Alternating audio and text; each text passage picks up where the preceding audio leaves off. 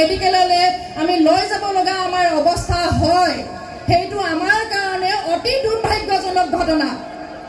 আৰু এইটো আমি কৰি ল'ব নোৱাৰাটো সেইটো আমাৰ নিজৰ দুখ হয়, দুখ আমাৰ দুখ। আজি আমি দলংখন কৰি ল'ব পৰা নাই, আজি আমি ৰাস্তাটো কৰি ল'ব পৰা নাই, আজি আমাৰ ইয়াতে ভাল স্বাস্থ্য কেন্দ্ৰ নাই, এটা শিক্ষা অনুষ্ঠান নাই, সেইটো কৰি ল'ব নোৱাৰাটো মই এটা কথাই ক'ম, সেইটো আমাৰ নিজৰ দুখ, নিজৰ দুখ। আমি কৰি ল'ব পৰা নাই। আমি কিয় কৰি ল'ব পৰা নাই? যিসকলে ইলেকশ্যনৰ সময়ত ভোট বিচাৰি বিচাৰি আমাৰ ওচৰলৈ আহে, সেইসকলক আমি দাবী কৰি তেখেতসকলক আমি কৰোৱাব পৰা নাই, সেইটো আমাৰ দুখ। আজি আমি সকলোৱে ভোট দি সকলোকে আমি আমাৰ শুশ্ৰূষা কৰিব বুলি আমি তেখেতসকলক পঠাই দিওঁ। আজিৰ দিনটোত বিজেপি চৰকাৰে গোটেই ভাৰতবৰ্ষত মুছলমানৰ সম্পত্তি 12 লাখ বিঘা মাটি বিজেপিয়ে কাঢ়ি ল'বৰ কাৰণে সংসদত আইন পাছ কৰিছে। গতিকে এইখন চৰকাৰ, যিখন চৰকাৰে অসমত তথা ভাৰতবৰ্ষত বসবাস কৰা আপোনাৰ মোৰ দৰে সাধাৰণ শ্ৰমজীৱী খাটি খোৱা মানুহক অত্যাচাৰ, শোষণ আৰু লুণ্ঠনৰ সপোন দেখে, যিয়ে আইন প্ৰণয়নৰ জৰিয়তে আপোনাৰ মোৰ অধিকাৰবোৰ কাঢ়ি নিব বিচাৰে, এই স্বৈৰাচাৰী এখন চৰকাৰৰ অধীনত আপুনি আৰু মই থাকিবলগীয়া হৈছে। সেইকাৰণে মই নেমচুক কওঁ যে নেমচু আজিৰ তাৰিখত অসমৰ এক লিডিং ছাত্ৰ সংগঠন। গতিকে মই নেমচুক অনুৰোধ কৰিম, নেমচুৰ উদ্দেশ্য আৰু লক্ষ্য কি মই ভালদৰে নাজানো, কিন্তু মই আজি নেমচুক কম, যদি সম্ভৱ হয় নেমচুৱেও সেই সিদ্ধান্ত গ্ৰহণ কৰক, শিক্ষা, এডুকেশ্যন, এজিটেশ্যন, অৰ্গানাইজেশ্যন এণ্ড লেজিছলেশ্যন, এই 4টা স্তম্ভত নেমচুই কাম কৰক।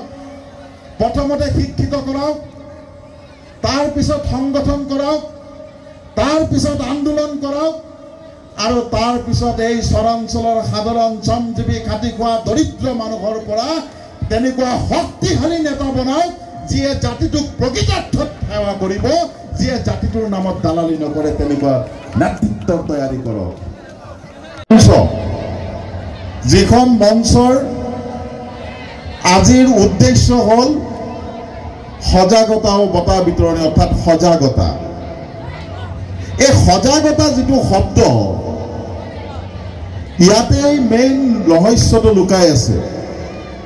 অৰ্থাৎ সমাজৰ কিছু কাৰুকাৰ্য, সমাজৰ কিছু নিয়ম কানুন, সমাজৰ কিছু কথা বতৰাক লৈ আমি সজাগ নহয়, যাৰ কাৰণে আমাৰ মাজত আজি নেমচুই সজাগতা সভা পাতিবলগীয়া হৈছে।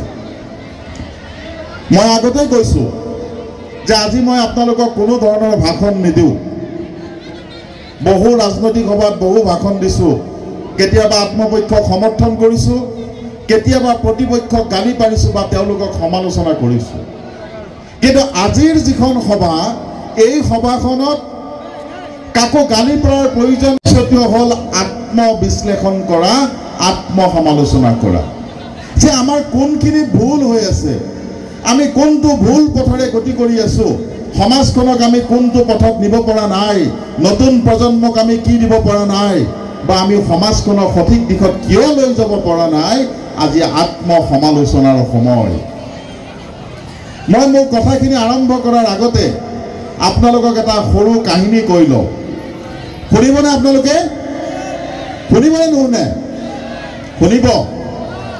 তেতিয়াহ'লে শুনক। এই পৃথিৱীৰ আটাইতকৈ শক্তিশালী ৰাষ্ট্ৰখনৰ নাম কি জানে? এই পৃথিৱীৰ আটাইতকৈ শক্তিশালী দেশখনৰ নাম কি জানে? এই পৃথিৱীৰ আটাইতকৈ শক্তিশালী দেশখনৰ নাম হ'ল আমেৰিকা। যিখন দেশে যদি ইচ্ছা কৰে, আমেৰিকাই যদি ইচ্ছা কৰে, তেতিয়াহ'লে এই গোটেই পৃথিৱীখনক মাত্ৰ 7 মিনিটত ধ্বংস কৰি দিব পৰা শক্তি তেওঁলোকৰ হাতত আছে।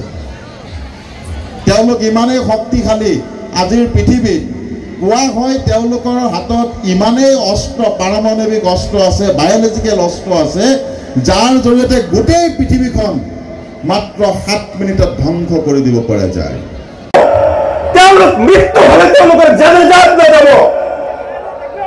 আপোনালোকে যদি কঠোৰৰ পৰা কঠোৰ ব্যৱস্থা সমাজে গ্ৰহণ নকৰে, আপোনালোকৰ কিন্তু এদিন পাপৰ ভাগি হ'ব। আমাৰ পূৰ্বতে কৰি যোৱা একাংশলোকৰ ভুলৰ বাবে আমিও কিন্তু বহুত বস্তুৰ পৰা দূৰত আছো, সেইবোৰ নকওঁ। গতিকে আপোনালোকক পুনৰ কৈছো, ৰাতি বহুত হৈছে, আপোনালোকে গান শুনিব।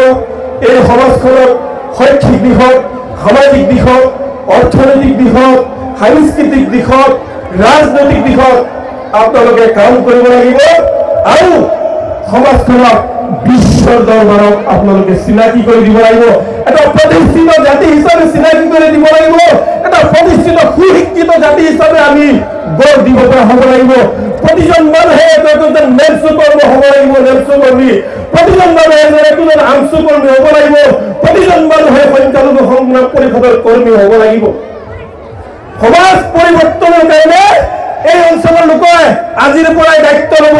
আমি বেয়া কাম আজিৰ পৰাই এই ব্ৰহ্মপুত্ৰ নদীত দলিয়াই দিছো আৰু এইসকল জ্যেষ্ঠ লোকসকলে, জ্ঞানী লোকসকলে যিবিলাক ভাল ভাল কথা কৈছে, সমাজ সংস্কাৰৰ কথা কৈছে, শিক্ষাৰ কথা কৈছে, এইবিলাক আমি ঘৰত যাই কি কৰিম?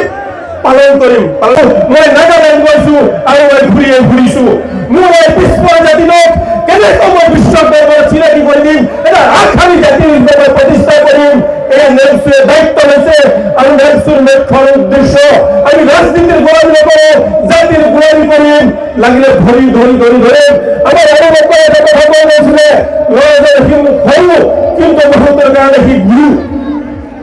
এই অঞ্চলৰ ল'ৰা ছোৱালী কোনোবাই যদি APS, IPS, IRS, DC, SP কোনোবাই ডাইৰেক্টৰ হ'ব খোজে, কোনোবাই প্ৰশাসনিক বিষয়া হ'ব খোজে, যদি টকা পইচাৰ অভাৱ নাই, আমি নেপচুৰ ফালৰ পৰা দিম, সহায় কৰিম। আপোনালোকৰ আছে নেকি কোনোবা?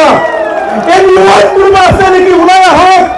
লেকচাৰ মাৰি নহ'ব, গান শুনি নহ'ব। আমাৰ হাতৰ ক্ষমতা আমি ৰাখিব লাগিব। আমাৰ মাজত যদি প্ৰশাসনিক বিষয় নাথাকে, আপোনাৰ আৰু মোক গোলামসকলে আমাক দি সজাই আমাক বৰবাদ কৰি দিব।